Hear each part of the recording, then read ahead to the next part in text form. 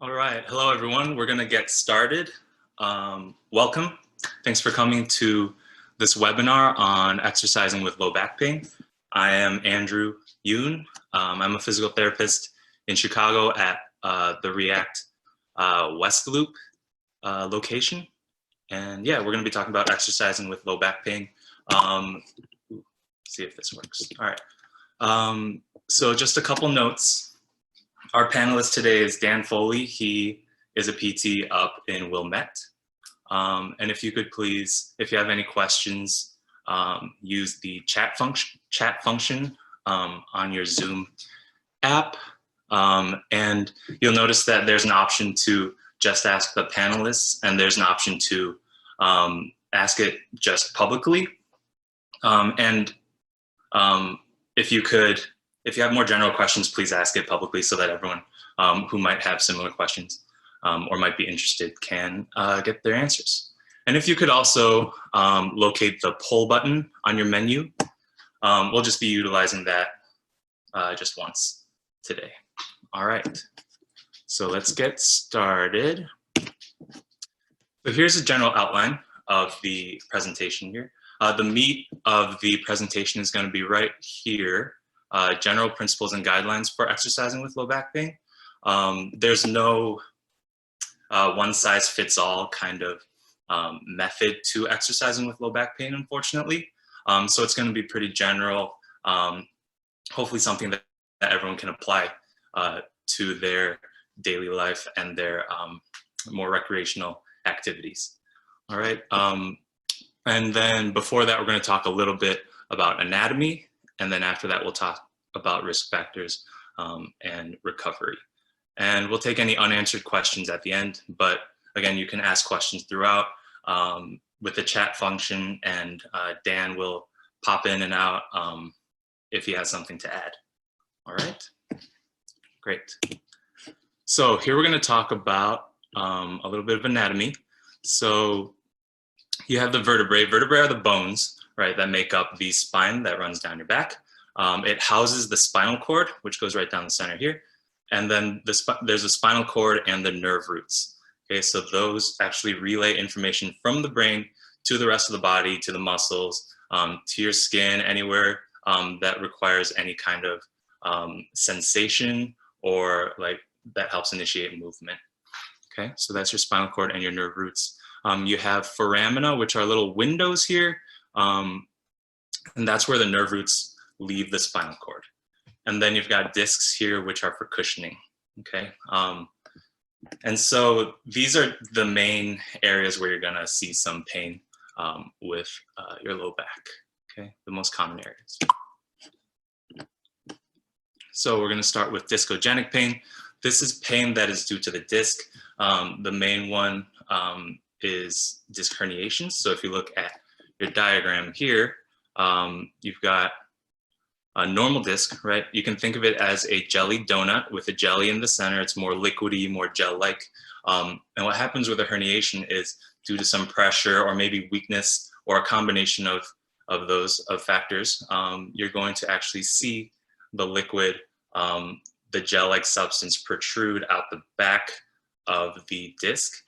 And the pain isn't from the disc itself, it's actually from when it hits up against the nerve root that we talked about, okay? So that's where the pain comes from. Disc degeneration is a little more complicated. That's just wear and tear over time to the disc, and that can lead to increased painful nerves in the disc, okay? But the main thing is going to be disc herniations. And these people actually tend to prefer, okay, if you look at my screen here, bending backwards, okay? Low back extension, okay? That's gonna feel a little better to people who have disc-related pain, all right? And here's a quick GIF showing that mechanism of injury. You can see the gel-like substance hitting the nerve root. Okay, so that's where the pain comes from. All right, next is spinal stenosis. So this is narrowing of the foramina, right? The windows where the nerve comes out. So you can see On the left is a normal lumbar spine, right? And then on the right, you'll notice that the bony part has kind of intruded on the area, right? And compressed the nerve there. Again, the pain is due to the pressure on the nerve, okay? So people with spinal stenosis, that narrowing, are going to tend to prefer bending forward. That's going to feel better for these people, okay? Low back flexion. And it's actually been found to, this motion has been found to increase the space for the nerves by up to 30%, right? So you might be able to visualize it here. If you are bending forward, okay, that space will open up and increase by as much as 30% and provide some relief to these people.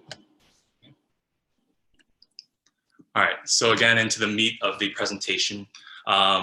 This is just a quick table of contents. Okay,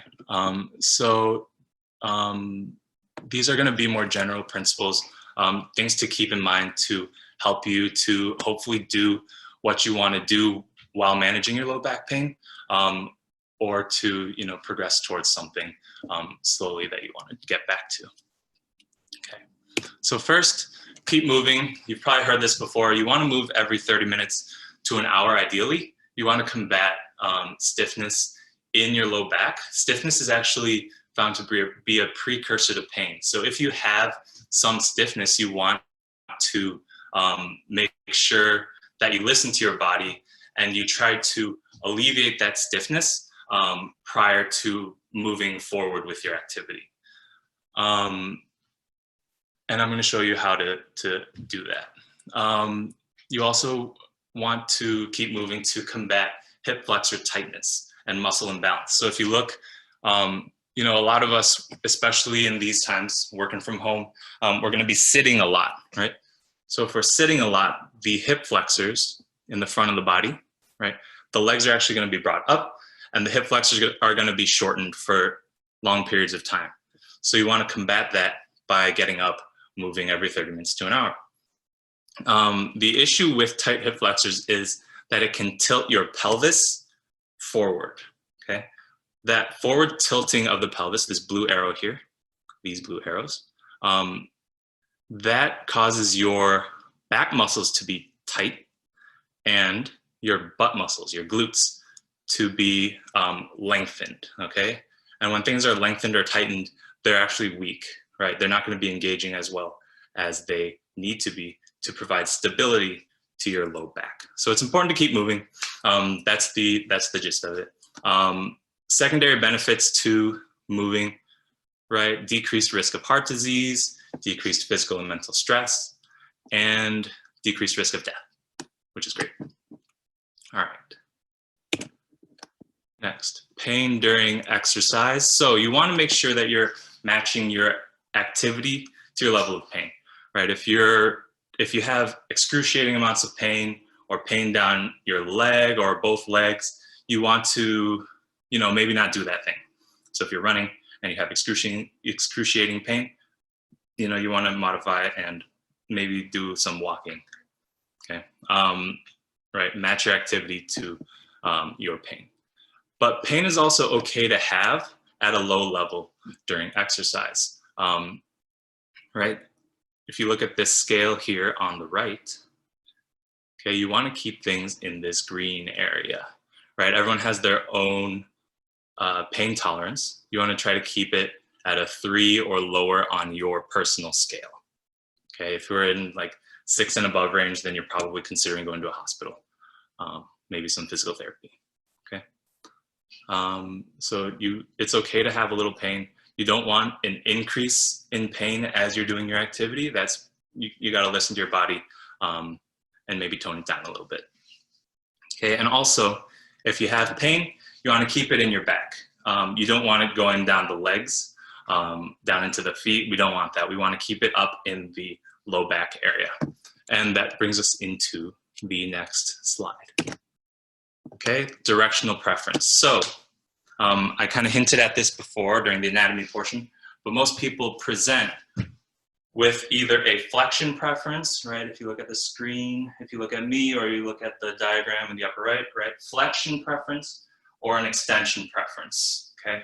Preference meaning that you see a decrease in pain or an increase in centralization. So what is centralization? If you look at the lower right, okay, you want the pain to be moving closer to the low back itself, to the source of the pain, right? Rather than peripheralizing away, right, into your foot. Okay, that's bad. Down into the feet, that's bad.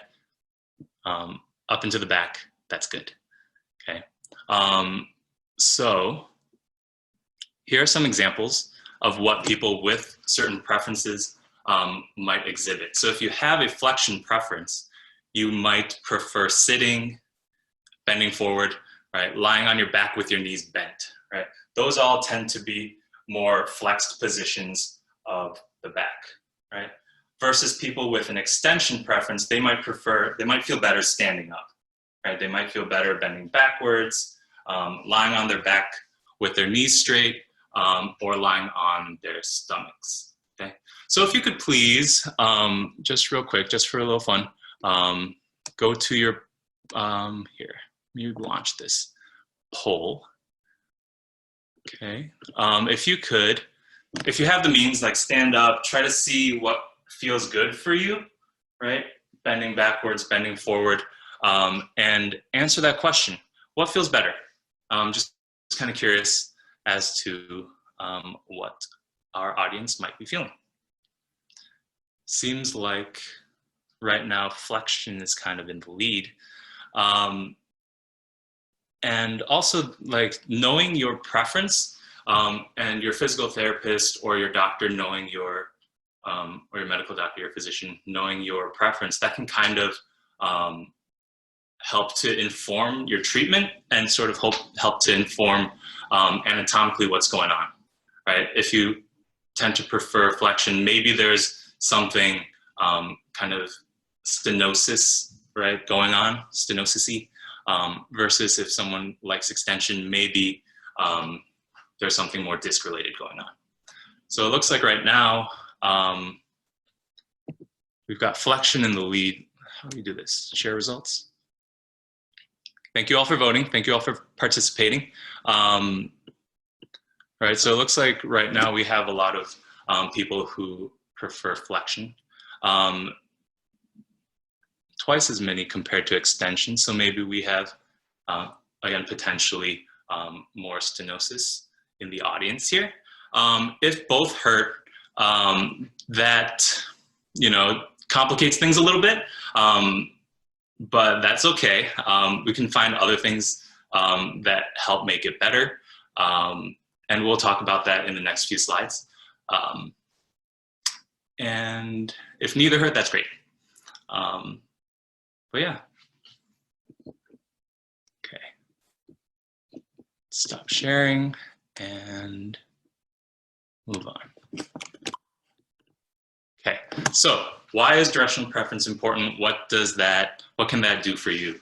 So you can leverage that preference actually as a treatment. So if you do have higher levels of low back pain, perhaps, you know, if you have a flexion preference, I might have you as your physical therapist, you as the patient, perform, right, 90 to 100 of these every day, right? 3 sets of 30 to 40, okay? Or 3 sets of 10, 3 times a day, right? Might have you do those as one of your only exercises to try to decrease pain and try to get it more into the low back rather than it going down the legs, okay? If you have lower levels of pain, you can use what you prefer sort of between exercises to help cancel things out. So if you look at the next point, here's some examples, okay, for people who might prefer extension, right? If you're doing squats, right, let's say you're doing some weighted squats, right? It's more of a flexion type motion, right? A little more sort of like forward bend in the low back. Between sets, you could do a couple of back bends, again, to try to cancel out, right, that the flexion motion. For people who might prefer flexion, if you're benching, right, you tend to be more extended in your low back, bending backwards, right, and you're benching like this. You might do between sets a couple of forward bends to cancel that out. But generally, it's important to listen to your body in white here. Do what feels good, avoid what feels bad. Relatively simple, but you'll be surprised at how many people kind of ignore what they're feeling. But it's important that you listen to your body. Okay. All right. Next point, muscular engagement. So if an exercise is painful, you can try being more mindful of engaging your glutes, right, your butt and your abs. Okay. So engaging your core and glutes during exercises, those can bring more stability to your lumbar spine and help decrease pain during activities. Okay. So how do you do that? Here's some cues. For glute engagement, you can look at the picture or you can look at me or both. And you just kind of want to squeeze your butt and kind of like tuck under yourself, okay? It's hard to do this motion, okay? Rocking your pelvis backward. It's hard to do that motion sometimes, and it's hard to do that motion without engaging your glutes, okay? And to test, you can kind of like poke your glutes, poke your butt, and feel the muscles engage, right? They should feel harder, right, when you're engaged, and softer when you're not, okay? So you want to do that while you're exercising. That'll provide more stability to your low back, okay? And then core engagement, right? You want to brace for a punch, right? If you're doing higher level activities, you want to have that core engaged. But if you're doing like lighter activities, you might just kind of gently press your belly button towards the spine. Okay, kind of like sucking in a little bit, engaging your abdominals. Okay, find what works for you. The main thing is that, again, you want to bring stability. So when you're turning your glutes on, turning your abs on, right? The important thing is that you want to prevent any quick motions in the low back that could happen suddenly. You don't want that. That's when you have a greater chance of injury, okay? And so it's important to provide that stability. Okay. Next point, warming up, right? Many of us know the importance of warm-ups. Many of us maybe don't do warm-ups, or maybe do them for not long enough, or maybe do them wrong. So let's talk through it a little bit. The importance of warm-ups, right? You'll see improved performance, and there's some evidence that it could reduce the rate of injury. So if that's a possibility, might as well do them. In general, it can be short, like 5 minutes, light warming activities to increase the temperature of your muscles, improve muscle strength during those activities, and response to your activities. So here's just some examples, right? Walking, elliptical, bodyweight squats, okay? Bodyweight squats, right? Jumping jacks. Jumping jacks might be a little jostly if you have higher levels of pain. Forward or back bends, and cat-cow. And you can also do some releases, right, of the muscle with your lacrosse ball or your foam roller. And if you aren't familiar with these, you can check out the YouTube channel, React Physical Therapy, right? All kinds of videos, all for free on there. But yeah, so what's most important is that you're not just stretching, okay? You don't want to do static stretches as your only warm-up. It's okay to do a little bit as part of your warm-up if it makes you feel good, but it can't be the only thing that you do. They actually found that it decreases maximal muscle engagement, muscle strength. Okay, so you want to avoid only stretching. Okay, and if you want like a specific example of a warm-up that our founder and CEO does, you can check out his webinar next Thursday at 2 p.m. It's on functional warm-ups. Okay, he's going to give his own example there. All right, moving on. I believe this is the last point, is a slow progression back to your activity. All right, it's going to take a little trial and error, but you want to find sort of where you feel a little bit uncomfortable and take it down a notch, like one notch. And you want to be very patient with it. It takes a few days. You might want to take a few days to a week of working on that one level below, right? And before you go back to trying out that exercise or activity that was previously difficult. And we'll go through an example. But some adjustments you can make, you can adjust how much weight, right? Adjustments to make things easier or harder. You can take more or less weight. You can adjust the speed. So generally performing exercises with like a little bit slower is more difficult than going fast, okay? It also depends on what you're working on. So if you're working on like explosion, you might, then you'll likely be going faster. But in general, slower is more difficult. You can adjust the number of reps, of course, number of sets, and you can adjust the length of your break between sets, right? If you have shorter breaks, it's going to be more difficult. You're going to fatigue faster, right? So those are some ways to adjust what you're doing. Okay. So here's an example of a progression. This is just one squat progression.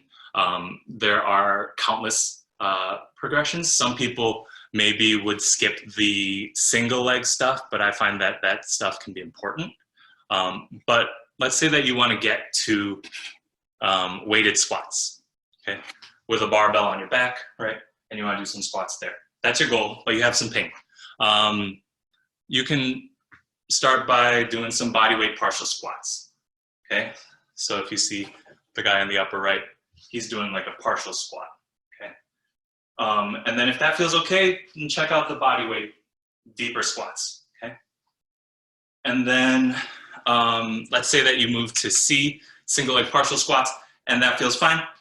And then you go to single leg squats and you either have pain or you have some difficulty. That's sort of where you got hung up. Then, then you would work on C, work on those single leg partial squats as part of your exercise program, okay, for a few days, few weeks. Get stronger, get more used to the motion, and then retest those single leg squats. Okay, so that's sort of an example on how you can go back to exercising. Okay. And then another example might be running. It's not super comprehensive, but in general, it's a progression from walking to a walk jog to a jog and then to running. It's probably best not to go straight to running.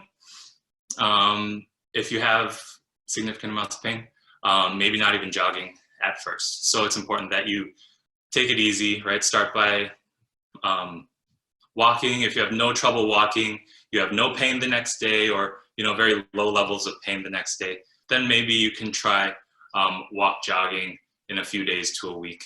It's all about listening to your body and finding that sort of sweet spot for you, and then slowly pushing it. Okay, so a general rule is to increase 10% at most week to week after you find your sweet spot. That 10% can be in terms of mileage, it can be in terms of speed, in terms of time, right? But you want to make sure that you take it easy over the course of weeks. Right. Next, risk factors and recovery.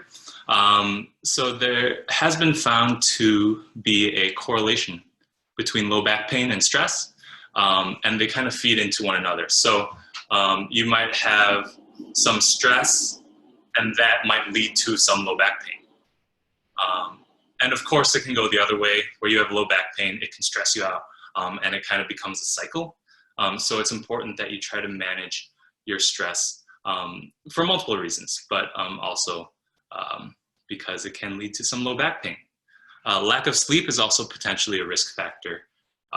They found that some people may be more predisposed to low back pain due to a lack of sleep. And of course, again, if you have low back pain, it can affect your sleep. And again, those can feed into each other. So we're going to talk about sleep. Ideally, you would sleep on your back. There's more symmetry. You're more supported. If you're on your side, you might be on your shoulder. You might be more at risk for like neck pain, shoulder pain. So ideally, it would be on your back. But what's most important is that you sleep at all. Okay, do whatever it takes to get comfortable into a comfortable position for you and get sleep, because that when you're asleep, that's when you build muscle. That's when your body heals. It's how you get the most out of your workouts, is to sleep a lot. Okay, people's needs vary, but typically you hear about like 7 to 9 hours. Healthy balanced diet. This again varies from person to person, how you respond to different foods. But generally you want protein, right, to build muscle, and carbs to help you recover. And then lastly, you want to monitor how you feel following your exercises. That's important during, it's important immediately after, and it's important the following day or following days. Did you push too hard? Are you sore in the right places? And then you need to make adjustments based on that. Okay. All right. And of course, I have to make the plug for physical therapy, right? If you need personal guidance with a return to exercise program, if you need hands-on techniques to help manage your pain, and if you want 30 minutes, 1 to 3 times a week of one-on-one time with a doctor of physical therapy to discuss your symptoms, please consider physical therapy. Consider React for your physical therapy needs if you haven't already. We are still open, and we are also starting telehealth as well. If you want to talk over the computer about your symptoms and to go through some exercises. So that is. Hey, Andrew. Yes. I got a question to Q&A. So people are wondering if you could demo a proper squat that's concerned as, where the knee position is as far as, behind your toes and not let them fall in. Yeah. Yep. Thanks. Hey, Stan. In terms of squatting, right? Oof. Let's see if this is going to work. Is this working? Yeah, we can see you. Okay. All right. So you want the knees to be in line with your toes, right? Some people are going to be comfortable at different foot positions, right? Find whatever's comfortable for you, or you can kind of walk it out. And then you want your knees to be over your toes in terms of in line with your toes, okay? You don't want them falling in. You don't want them going too far out, okay? You want them to be as in line as possible as you go down and back up, okay? In terms of from the side, I've heard different things about, getting the knees beyond the toes, right? You want to, I've heard that that's kind of a myth, actually, that you're not actually at more risk of knee injury, of any injury, just based on where your knees are. Just do what feels comfortable. Everyone's going to be different based on how their body is shaped and how long your limbs are, right? So just do what feels comfortable when you're squatting. Don't worry too much about knees going too far over toes. Okay, if you're way over here, that's kind of an issue. Okay, but in general, don't be too nitpicky about that. Okay, right there is good. And you want to try to stay upright through your upper body when doing a squat. Did that answer the question? Yeah, yeah. I think that was good. Let's see. All right. Any other questions? Let's see. I don't know how this works. Q&A. Cool. Anything else? No? Well, our information is on the screen here. There's also going to be a recording of this webinar if you are interested in watching it back. The PowerPoint will also be sent out if you're interested in seeing that information. But yeah, stay safe. Thank you all for coming. Andrew, sorry, it's Ashley. Yeah. Quick thing, can you exit your PowerPoint and do just the demonstration one more time with the squat so that you're full screen? Someone did ask, you know, with knees and feet pointed out for a squat, or is it okay for feet to be facing forward? Yeah. Okay. Let me do that. Is it just me now? Okay. All right. So let me see. Okay. So again, in case you missed it, feet position, that's going to be wherever it's comfortable for you. Okay. So it's okay for them to face forward. I'm more comfortable slightly rotated outward with my feet. Okay. And then you want to squat with your knees in line with your toes. Okay. You don't want them going too far out. You don't want them going in. Okay. Because that's going to increase risk of pain in your knees or injuring your knees. Okay. So you want to have a squat with your knees over your toes here. Okay. And then from the side, don't want you to be too concerned about having the knees behind the toes. Okay. If they are, that's great. But you want to do whatever feels comfortable for you. Okay. Just kind of drop down into a squat.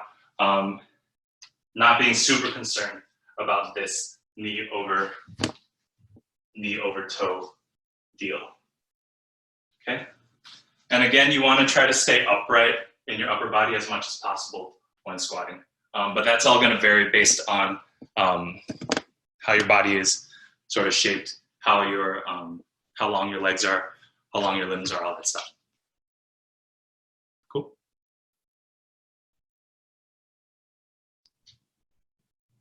Cool. Thank you all for coming. Anything else, Ashley? Yeah. Someone actually asked if you could do a release for like a tight lower back muscle with like the foam roller or the ball potentially. Yeah.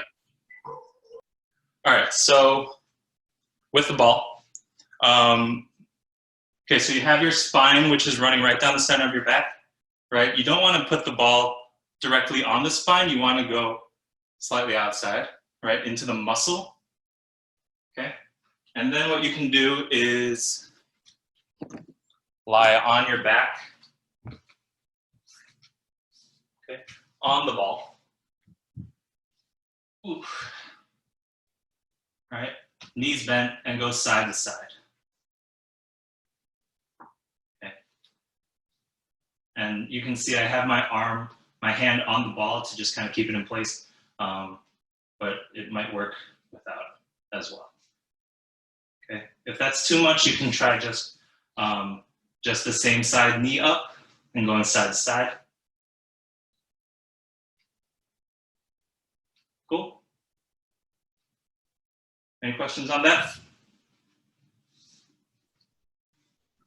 That can hopefully help manage your sore spot, your tight spots in your low back. That's also great to do even if you don't have pain. Will help loosen those muscles up.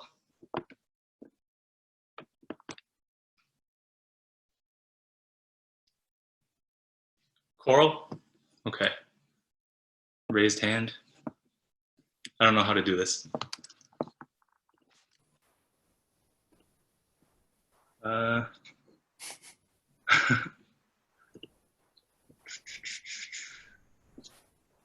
Says I can allow them to talk.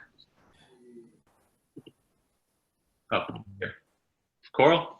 Coral, if you wanna just post the question in the chat, you can. Yeah, I also unmuted, or here. Oh. You're unmuted, Coral, if you want. I think. No? Coral, if you want to unmute yourself, should be able to. If you do have a question.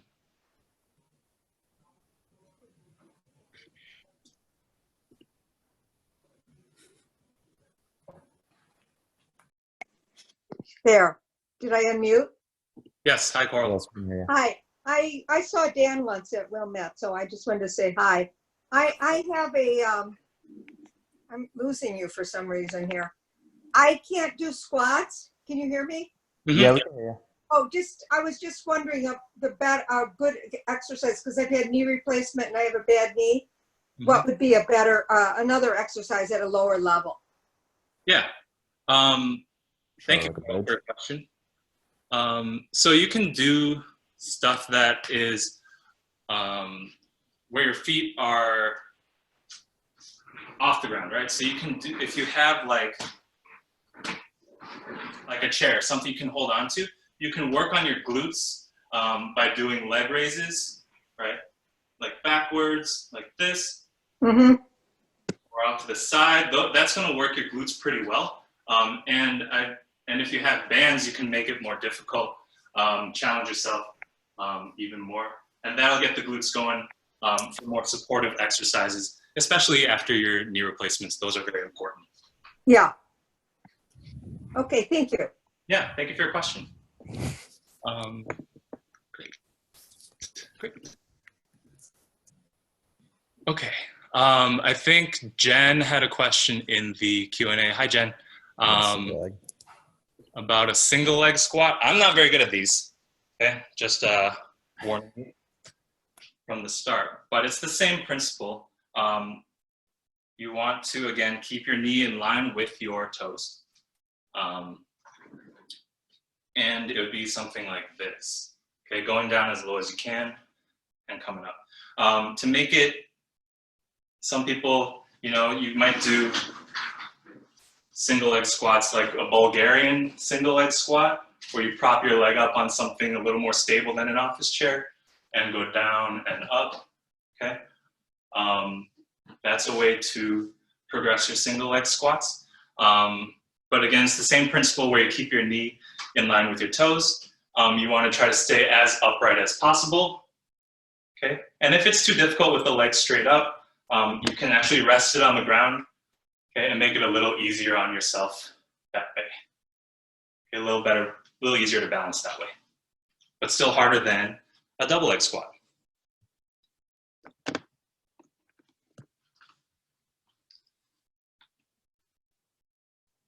Cool.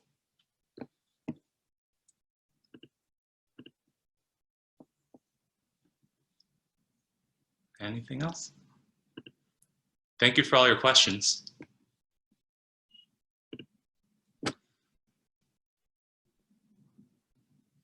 Okay, I guess for the third time, thank you all for coming.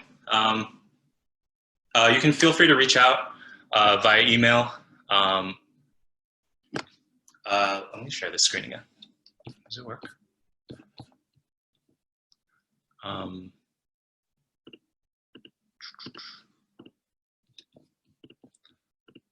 Yeah.